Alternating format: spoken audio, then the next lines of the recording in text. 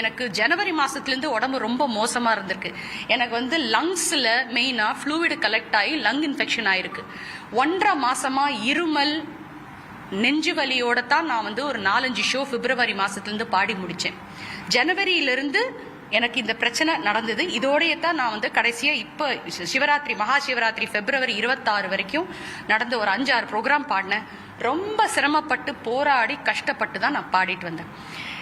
And இன்னைக்கு செலிபிரிட்டிஸ்க்கு மாத்திரம்தான் insomnia issues, தூக்கமின்மை பிரச்சனை அப்படின்னு கிடையாது. நார்மலான எல்லாருக்கும், நிறைய பேருக்கு 10ல் ஒருத்தருக்கு கண்டிப்பா நிம்மதியா தூக்கம் வர்றது கிடையாது. அதுக்கு 1008 ஃபேக்டர்ஸ் இருக்கலாம். உடல் நிலை, நான் முன்னாடி சொன்னது போல மெனோபாஸ், இது நிறைய விஷயங்கள், இந்த ஏஜ்ல உட்காந்து படிக்கிறது, ஃபேமிலியை பார்த்துக்கணும், பிள்ளைங்களை பார்த்துக்கணும். என்னதான் மைக்கில் பாட்டு பாடினாலும், மைக்க பிடிச்சு பாடினாலும், நானும் உங்களை போல ஒரு சாதாரண ஒரு பொண்ணு தான். என் குடும்பத்துக்கு, என் மாமியார் மாமனாருக்கு நான் மருமகள், என் கணவருக்கு நான் மனைவி, என் குழந்தைகளுக்கு நான் தாய், என் தாய் தந்தையருக்கு நான் மகள். எனக்கும் ஒரு சராசரி சிட்டிசனுக்கு உண்டான எல்லா ரெஸ்பான்சிபிலிட்டியும் ஸ்டேட்டஸும் எனக்கு இருக்கு. இதுல மீடியா ஃபர்ஸ்ட் திருச்சி போட்டது இந்த ஒரு விஷயம். அதுக்கப்புறம் எனக்கும் என் கணவருக்கும் பிரச்சனை.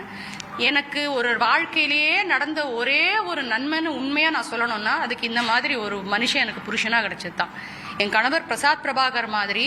ஐ விஷ் நாளைக்கு நிறைய பெண்களுக்கு அந்த மாதிரி ஒரு புருஷன் கிடைச்சா ஒவ்வொருத்தரோட வாழ்க்கை எவ்வளவு நல்லா இருக்கும். 45 வயசுல கணவரோட சப்போர்ட் இல்லாம நீங்க நினைக்கிறீங்களா? ஒரு பொண்ணு PhD படிக்கணும், குடும்பத்தையும் பார்த்துக்கணும், பாடுறதுக்கு ப்ரோக்ராம்ஸ்க்கு போகணும், சூப்பர் சிங்கர் ஷூட்டுக்கு போகணும், பிளஸ் LLB வேற படிக்கணும். எந்த வீட்டில் இது நடக்கும்? எந்த தனி சப்போர்ட்னால ஒரு பொண்ணுனால இவ்வளவு தூரம் கஷ்டப்பட்டு பண்ண முடியும்? கண்டிப்பா யாரோட சப்போர்ட் இருக்கு. எனக்கு பின்னாடி இருக்கிற சப்போர்ட்டும் தைரியமும், எங்க அப்பா உயிரோடு இல்ல, என் குருமார்கள் உயிரோடு இல்ல, அத்தனை பேரையும் சேர்த்து வச்சு ஒரே ரூபமா என் கூட இன்னைக்கு நடமாடுற ஒரு தெய்வமா வாழ்ந்துட்டு இருக்கிற ஒருத்தர்னா அது என் வீட்டுக்கார் தான். நான் ரொம்ப லக்கி அந்த விஷயத்துல. Extremely he's a good person, extremely he's a family oriented person. I have to tell this. And he's a hard worker. And 3வது குழந்தைங்களோட பிரச்சனை. எனக்கும் என் பொண்ணுக்கும் மேஜரான பிரச்சனைலாம் இல்லை. என் பொண்ணுக்கு 19 வயசு முடிஞ்சிடுச்சு. எந்த வீட்டில் உங்களுக்கு அவங்க அம்மாவுக்கும் அப்பாவுக்கும் இல்லை பிள்ளைகளோட பிரச்சனை இல்லை? எல்லா 19 வயசு 20 வயசு டீனேஜ் இருக்கிற எல்லா வீட்லயும் நான் கேட்கிறேன், யார் எந்த குழந்தையோட பிரச்சனை இல்லை? சண்டையோ பிரச்சனையோ குடும்பத்துல இருக்கிற தகராறு, நானும் சாதாரண பொண்ணுதான், எல்லார் வீட்லயும் இருக்கும். ஆனா அதனால மாத்திரை சாப்பிட்டதுனால சார் அன்னைக்கு டோசேஜ் ஹெவியா எடுத்துட்டேன். ஏன்னா எனக்கு கடந்த 2-3 மாசமா உடம்பும் முடியல, தூங்கவும் முடியல, ரெஸ்டும் எடுக்க முடியல, படிக்கணும், எக்ஸாம்ஸ் எழுதணும், ஏகப்பட்ட மென்டல் ப்ரெஷர் எனக்கு பல வருஷங்களாவே இருக்கு. பல வருஷங்களாவே எனக்கு இன்சோம்னியா இஷ்யூஸ் இருந்தது. அன்னைக்கு ஏன்னா ஒரு 2 டேப்லெட் சாப்பிட்றோம் அப்படின்னா, அந்த 2 டேப்லெட் ஸ்லீப்பிங் பில்ஸ் வரைக்கும் ஒரு இன்ஃபர்மேஷன் சொல்றேன், அது அப்படியே கண்டினியூ ஆயிருந்துச்சுன்னா அது 2 டேப்லெட்டுக்கு குறையாது. அதுக்கு மேலதான் டோசேஜ் உடம்பு கேட்கும்.